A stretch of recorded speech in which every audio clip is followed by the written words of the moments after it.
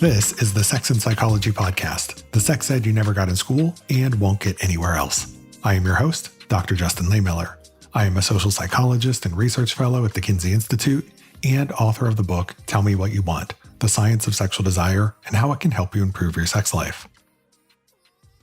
When it comes to having healthy sex and relationships, communication is key. Any sex educator will tell you that. But how do you actually have meaningful, intimate conversations? This is something that a lot of us really struggle with, even if we consciously recognize just how important sexual communication is. So in today's show, we're going to discuss a very practical framework for improving your sexual communication skills. It's called the STIs method. STIs is an acronym that we'll break down for you shortly, but it serves to highlight the key things that should be part of the conversations that you should have with your sexual partners so that you can really understand one another and lay the groundwork for hot and healthy encounters in the bedroom. We'll explore how to put this method into practice so that you can level up your communication skills. My guest today is Dr. Eveline Dacker, who is the creator of the STIs method. She is a physician who specializes in sexual wellness, menopause and hormones, and vitality throughout life. Her unique approach to health incorporates pleasure as an important aspect for treating illness and trauma. This is going to be another fascinating and very practical conversation. Stick around and we're going to jump in right after the break. Do you feel as though you and your partner have gotten a little out of sync? This is bound to happen in almost every relationship at some point. But getting that connection back is easier than ever with Paired, an app for couples who want to strengthen their relationship. It was founded on the simple belief that real, lasting love is a daily practice. All of Paired's content is backed by experts and relationship therapists, and it really works. All you need to do is download the app and pair your accounts, and Paired will give you personalized questions, quizzes, and games to stay connected and have fun too. It's a great way to prioritize your relationship, to have deeper conversations, and to learn new things about one another.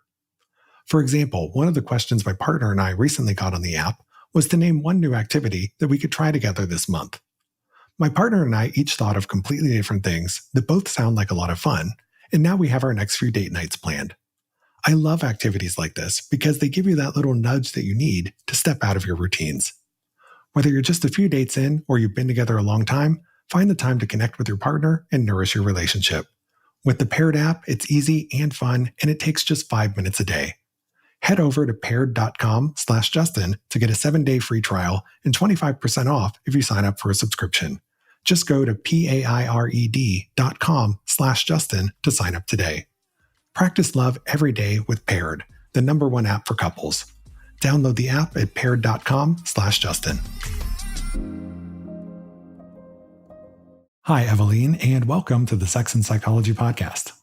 Hi, thank you so much for having me here today. Excited for this conversation. It's a pleasure to have you here, and I'm excited to meet you as well. So we're going to be talking all about a method that you developed for having meaningful and intimate conversations that can lay the basis for healthy sexual and romantic relationships, which you call the STIs talk. Now, before we get into what this talk looks like, can you please tell us a little bit about the inspiration behind it and how you came up with this method? Yes, so when I started getting into the work around sexuality as a primary care physician, I started going to a lot of different classes. And, there's not a lot of education about sexuality for doctors. So I actually sought out different communities, such as the kink communities, polyamory communities, swinger communities, and started attending their classes and realized, oh my God, they talk about things. They talk about what they want. They talk about what they don't want. They talk about their boundaries. And the idea so blew my mind that I thought, if this was just a normal conversation that we had everywhere, not just in a kink setting or swinger setting, but like in just general, how would that change the world? I took that idea and really ran with it and wanted to take those conversations and find a way to make it approachable for everybody. I also just want to name Reed Mahalko, who's a sex educator, for his elevator talk, because that was the first time I ever heard the idea. And so I want to just name him and give credit to where that's due. Well, thanks for sharing that. And yeah, I mean, you're so right that there are lots of people out there who really struggle when it comes to talking about sex, but there are also lots of people who are really good at it, and we can learn a lot from them. So let's talk about the STARS method. Now, STARS is an acronym where the S, the first S, stands for safety, T stands for turn-ons, A stands for avoids, R stands for relationship intentions and expectations, and the other S stands for sexual health and STI status. So I'd like to talk about each of these in turn and the kinds of things we should be discussing in each step. So let's start with safety. What do you mean by safety, and what aspects of it should we be talking about? So when it comes to sexuality, the most important thing is actually relationships, right? We forget that. We think it's about just the act of sex. And when I start breaking down what is the foundation of any healthy relationship, it's feeling safe and understanding what that means and what that feels like in our body. So safety begins, I believe, with us understanding what we need in order to be open, to be vulnerable, to want to delve into any kind of conversation and any kind of sexual activity with people. So the very first layer of safety is really a somatic sense of what does that feel like? How do I know when I feel safe? What makes me feel safe? What do I need in order to even want to be vulnerable with someone? And then the second part of safety is what can I ask for with another person, and what do I need to hear from them, what they need? So, for example, I'm going to go with the first layer of it and the somatic sense. I know when I'm feeling safe, my jaw is relaxed. I tend to talk a lot with my hands when I'm feeling safe. My stomach feels good. My chest feels open. So these are little clues that I have had to learn within myself that gives me an idea. When I don't feel safe, I notice my jaw's clenching, my mouth is a little drier, my hands are held a little bit closer to my body. And it's taken me time to learn these things. So the first thing I teach people is pick up on your clues. Like when you're feeling safe, check in with your body. When you're not feeling safe, check in with your body. And also, I just want to name that sometimes we like a little bit of danger. But even when we're going into a little bit of that like raciness, we still need to feel safe. Like I love going on roller coasters, but I'm not going to go on a roller coaster unless I know that there's a real good way of buckling myself in. And then I could go for all the fun and excitement I want. So those are kind of the first things of like, that is a safety need. The second thing is like, what do I need to feel safe in terms of a sexual relationship with somebody? And one of the really prime ones for me is alcohol. If I'm with someone and they are drinking a lot, I am not going to feel safe being with them on a sexual level. So that is one of the things that I disclose to people. I'm like, I count drinks. Like unconsciously, I'll be counting drinks. And if you drink more than 2 alcoholic beverages, that kind of starts making me feel not really that safe with you. So that's a really good thing for me to let someone know, especially in the beginning. Another thing that I know when I'm going to meet somebody new, I want to meet them in a public place. I've had people, invite me over to their house for dinner because they want to make me dinner. And when I say, no, let's just meet first outside, they could try. I've had people actually try to gaslight me and like, what's wrong? You don't trust me? And it's like, no, it's not that I don't trust you. It's that this is what I need in order to feel like we're starting a relationship with a really held container. It's important for me to use language that's not blaming or blaming myself or blaming the other person. And that is all part of this safety needs. That part of the conversation isn't necessarily like, okay, let me disclose that I need X, Y, and Z, but it's really about setting the container where we could have ongoing vulnerability and openness. So that is the first S. Thanks for sharing that. And I think that makes total sense. And, as you describe it, it sounds like it's something where we need to ask ourselves a lot of questions to figure out what it is that makes us feel safe in the moment. And I think oftentimes, with a lot of stuff, we don't know because we kind of do this unconsciously. So we really need to sit with ourselves first, figure out what it is that makes us feel safe, and also recognize that, it's very different across different people. As you were talking about, wanting to meet somebody new in a public place, well, there are also many people who are totally comfortable just giving their address to a stranger on a dating app to come over for an anonymous hookup. And, different people have very, very different thresholds for all of this. And, I like how you say that it's not about being shamey or blamey. Everybody just has different things that make them feel safe. And so you have to do what it is that's right for you and find an effective and healthy way to communicate that with a partner. Definitely. In fact, the most important person to do a STARS talk with is ourselves.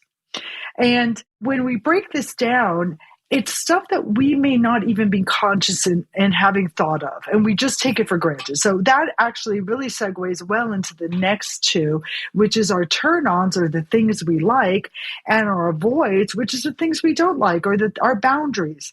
And so many of us just kind of take it for granted, and we project to other people that they must like the same things we do or not like the same things we do, and not actually thinking about it for ourselves and then communicating it really leads to, I think, a lot of the hiccups we can have in our relationships with others. Yeah. And with the turn-ons piece, that's another one where I think a lot of people don't actually know what their turn-ons are, right? And if you don't know what your turn-ons are, how can you communicate about them with a partner? So yeah, tell us a bit about turn-ons and how we can go about discovering them if we don't really know what it is that gets us going. Yeah, it's so fascinating because when I started this work with sexuality, I had no idea what my turn-ons are. I had no clue at all. Like, I didn't know that you could actually like to be touched a certain way or not way, because the way I was raised is like, you just go into sexual activity and you figure it out, and it either works or it doesn't work. And, it's very hard to speak up during play of being like, oh no, I don't like that, or I like this. So just given that framework of like, oh, I could actually like things. And what is it that I like? And then, oh my gosh, I could actually communicate it with someone. It's incredibly empowering. So how do you figure it out? Great. So I love, again, it's like sometimes it's like just paying attention and noticing that when somebody touches you a certain way, like, oh, that feels good. Or when they don't touch you in a certain way. For example, like sometimes I like to touch myself. Like I like to just like stroke my forearm and be like, oh, this is the way I enjoy to be touched. Like I enjoy soft, I enjoy tickly, I enjoy scratchy. And now I can actually explain that to people. A lot of people don't like scratchy or tickly. And like, I need to know that because I like it. So unconsciously, I might just be doing that to someone else and they may like something totally different. And we're all so unique in what we enjoy and don't enjoy. For example, and this is going to be really personal, but I don't mind getting a little personal with people, is that like I am one of those women who is not necessarily a fan of direct clitoral stimulation. It doesn't feel good to me. It numbs me. I prefer other ways of being touched. And that is absolutely something that if I don't inform a partner early on, they're not going to know that, because 95% of people with clitorises and vulvas enjoy clitoral stimulation.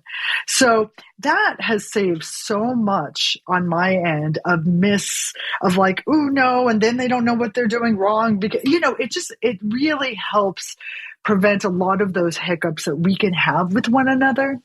I also love knowing what my partners want and how they enjoy being touched and exploring that, and just not even exploring it just with words, but even like exploring it in just a very non-sexual container. I like to say, like, one of my best turn-ons is a really yummy conversation. Like, start having good talks with me, and wow, that could go far because it makes me feel safe in my body. And everybody is so different. And even tying in safety needs with it, like some people really love that ability to just go and be anonymous and not have a lot of talking. And that's okay. That could be a turn on. That could absolutely be a turn on of like, you know what? I don't want to know you. I don't want to hear you. I just want to play and get into it. But just saying that beforehand is really important for everybody involved in the container. Yeah, so important to talk about your sexual wants and needs and turn-ons. And, I think that is a really important point about how people often assume that they know what another person is going to like, maybe based on their previous sexual experiences, other partners they've had, and they assume that their sex move is going to work on every partner that they have. But the reality is that you might need a different move with every partner because you got to figure out what it is that they want, that they like, and that they enjoy. Now, of course, the flip side to the turn-ons are the avoids. These are the things that we don't want. And, this is also another tricky area for some folks because sometimes we don't know what our boundaries or limits are until we've exceeded them. And so, you can have a lot of advanced communication and say, here are my boundaries or limits, but you might still find yourself in the moment saying, I've exceeded that. That's a boundary. I didn't know that was there before. So talk to us a bit about the avoids and, how we can be prepared for the fact that, our boundaries might shift or change over time. Absolutely. And they change with different people. And what we like changes. Like our turn-ons and avoids could be the absolute opposite with different humans, right? Something I don't want with someone may be exactly what I want with another person. It goes into like understanding that it's okay to have boundaries. It's okay to not want things. A lot of people aren't given that permission to say no to things. Like no means no and yes means yes, but there's a lot of gray area in those ways. And so one of the most important aspects, I believe, that is not really as addressed as well is attunement to ourselves and attunement to one another. So for example, one of my avoids, like I said before, is direct clitoral stimulation. And so oftentimes, like if somebody forgets, I could say, if that's happening, you might notice that I move in a certain way. And it doesn't mean you're doing anything wrong. It just means that my body is asking to move in a different way. So, setting yourself up with that, like understanding that rather than being like, I'm going to push you away, I'm just going to move in a different direction so you could move with me so we could gain attunement. Now, another part that's really important to understand about avoids is trauma.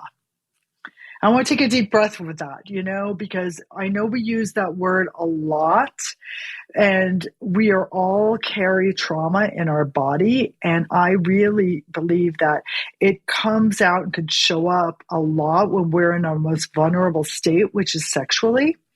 So understanding and being respectful of everybody's trauma and trying to lean into what that looks like.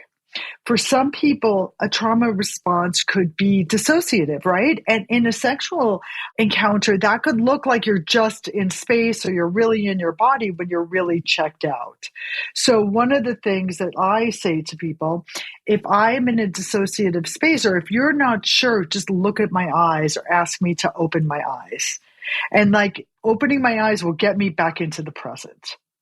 And if you're not sure, please ask me to open my eyes. Is it okay if I ask you to open your eyes in an encounter just so that we could be present together?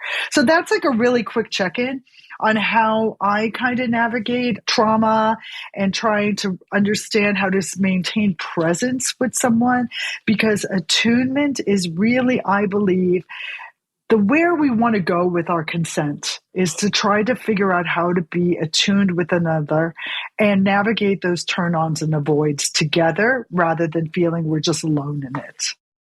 Yeah, so true. And great sex is definitely about really being in sync with your partner and having that full understanding of them as a sexual being so that you know how to respond. And you can often do this just based on some of those subtle cues like body language and so forth. So yeah, there's a lot of partner specific learning that comes up when we're talking about the keys to great sex in long-term relationships.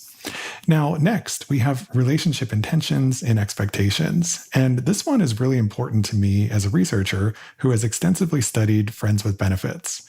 One of the things that I find in my work is that these relationships often get complicated because partners have not communicated honestly or at all about their intentions. And the friends with benefits who avoid getting messy are the ones who are clearest about their intentions up front. So talk to us a bit about the importance of communicating your intentions and, how we can do this more effectively. Yay, yes. People are like, what is intentions and expectations? Another way of saying is wants and needs. What are your wants and needs? The STARS talk really begins here.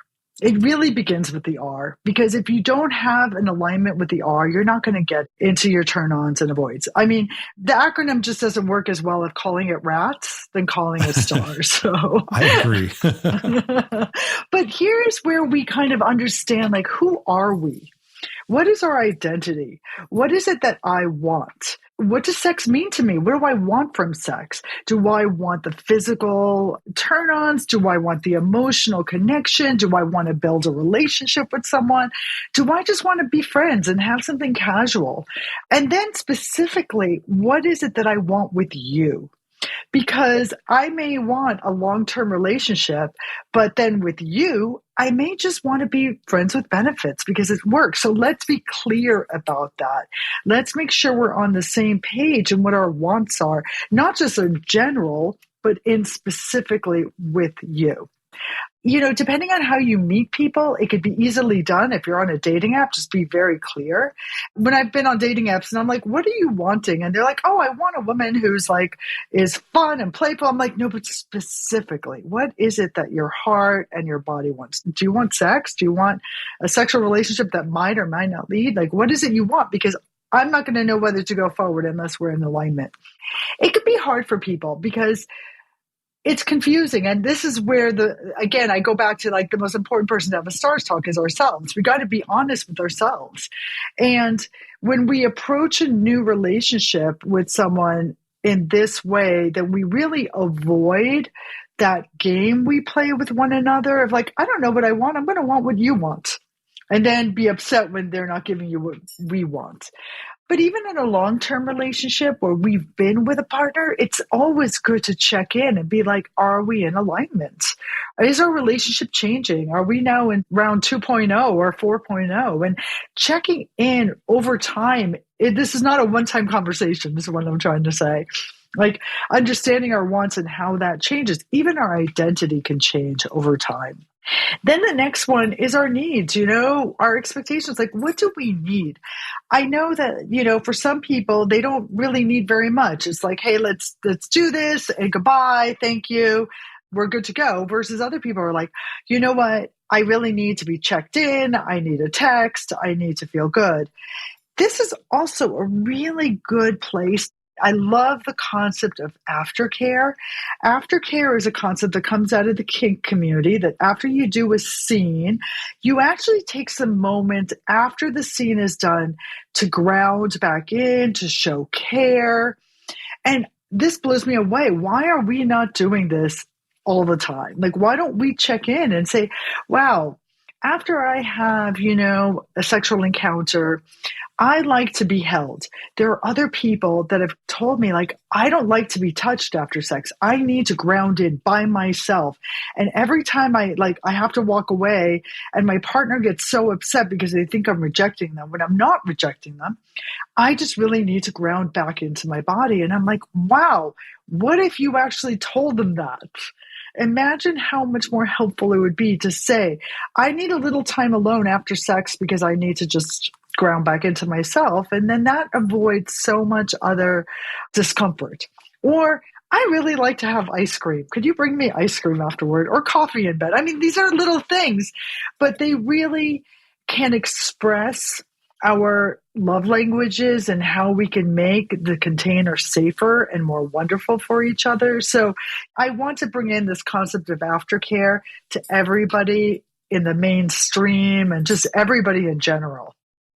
Yeah. And communicating those wants and needs, I think, is so, so important because I think at the root of a lot of relationship problems that people have and why so many people find dating to be a terrible experience is because people aren't communicating honestly about these wants and needs and intentions. And we need to recognize that these things can change over time and check in with each other about that. And, you know, just generally be honest with one another about this because, you know, for example, when it comes to online dating, you know, a lot of people are just looking for sex right now. They might be open to a relationship. And so they might say they're open to a relationship, but they're really just looking for sex. And that's the kind of thing where I think people sometimes get into trouble, is because they're kind of conveying multiple things at once, but there's really one thing that they're looking for. And so, yeah, having that clarity, I think, is really important. This also kind of leads into sexual health or sexuality. I think we're so stigmatized about wanting sex, right? There's such a stigma around saying, I just want the sexual experience. I want the validation. I want the yumminess. And so the more we have these conversations, I think it really helps us destigmatize sexuality in general. Which, the way it segues into sexual health is because I really believe that sexual health is part of our whole health. It's part of everything. It's part of our mental health. It's part of our physical health. It's a reflection of how much we're in our body. It's a reflection of even if we're having issues in our body, because sexual health may be the first sign that we have other underlying diseases. If for certain people, like if all of a sudden they don't have erectile issues, it may be because they have hypertension or diabetes and they haven't paid attention to that. So our sexual health is so critical to discuss and to understand, and then to share with one another. I love this too in terms of gender, because we don't recognize that our gender identity plays into our sexual health. And this could be if you're non-binary, trans, cis, it doesn't really matter. But when we just use labels like trans or cis, we're forgetting that there's some underlying issues that could come up in our sexual health that should be discussed. And oftentimes, I want to include all of that, because when we think of sexual health in terms of sexuality, we only usually think of two things, and that's reproduction and STIs. And yes, those are extremely important things to address, but they're not the only things to address. So other things to address is sexual changes with aging, with people who have vulvas and vaginas, and people who have testes, and people who are on hormones, and how that affects those genitals and physical responses. So that's just like a little synopsis of what sexual health could be. So let's talk about the final step in the STARS model, which is STI status. So as I've previously discussed on this show, a lot of people don't discuss this before they hop into bed. In fact, studies find that about half of people with an STI don't disclose that information prior to sexual activity, which is part of the reason why these infections are so common.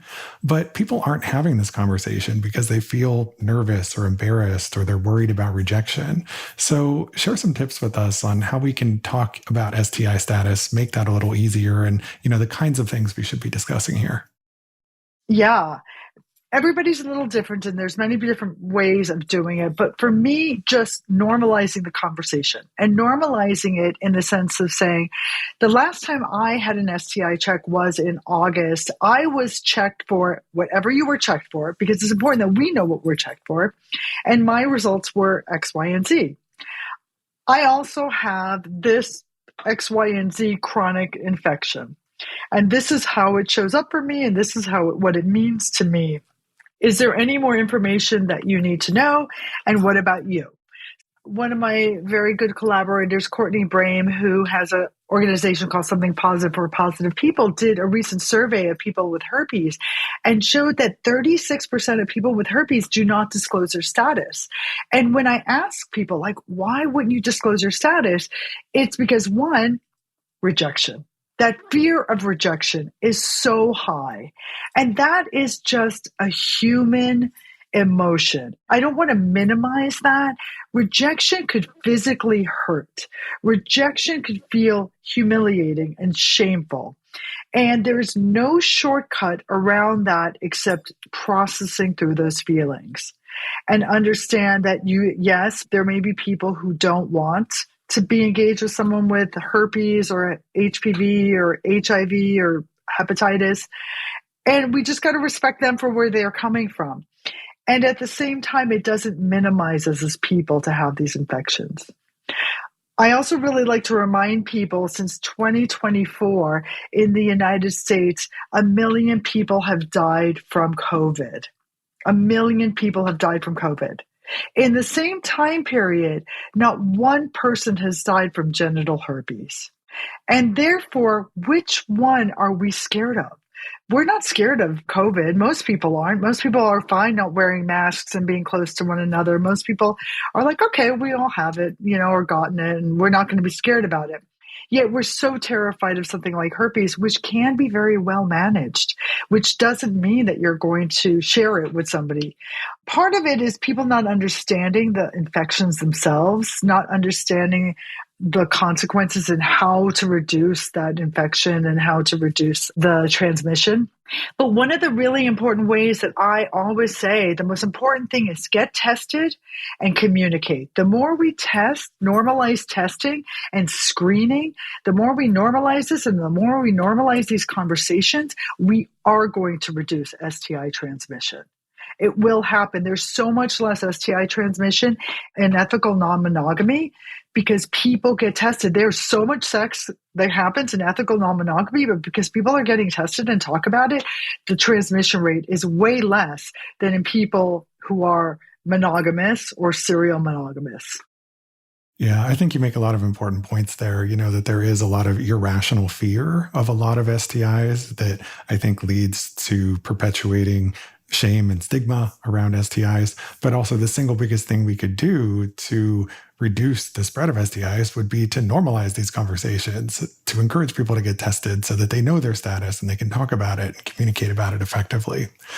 So thanks for breaking down this STARS model for us. So there are these 5 steps in it, and it seems to be the case that you could actually have these conversations in any order. So you don't have to follow them in a strict, rigid order, right? And also, you don't necessarily have to have all of these conversations at once too, right? You could kind of spread that out over a series of conversations. Absolutely. It's just a framework to understand, I believe, like 5 really important things that we need to know about ourselves and that we need to communicate with others.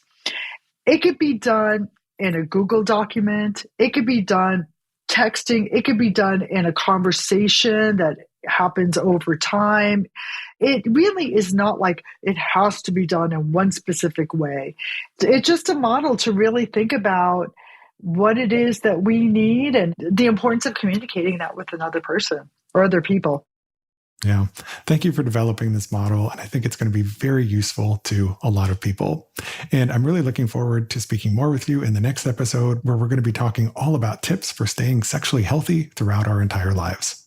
So thank you so much for this amazing conversation, Eveline. It was a pleasure to have you here. Can you please tell my listeners where they can go to learn more about you and your work?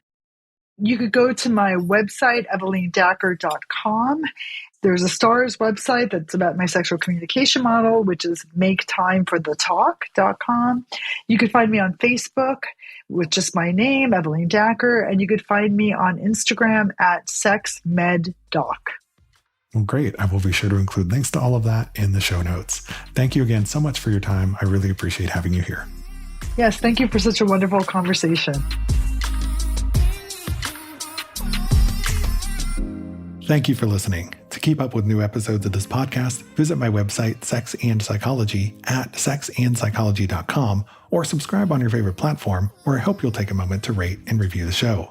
You can also follow me on the socials for daily sex research updates. I'm on Twitter and TikTok at Justin Lehmiller and Instagram at Justin J. Lehmiller. Also, be sure to check out my book, Tell Me What You Want. And if you have a question you'd like me to answer on a future episode of this show, you can leave me a podcast voicemail at speakpipe.com/sexandpsychology. Thanks again for listening. Until next time.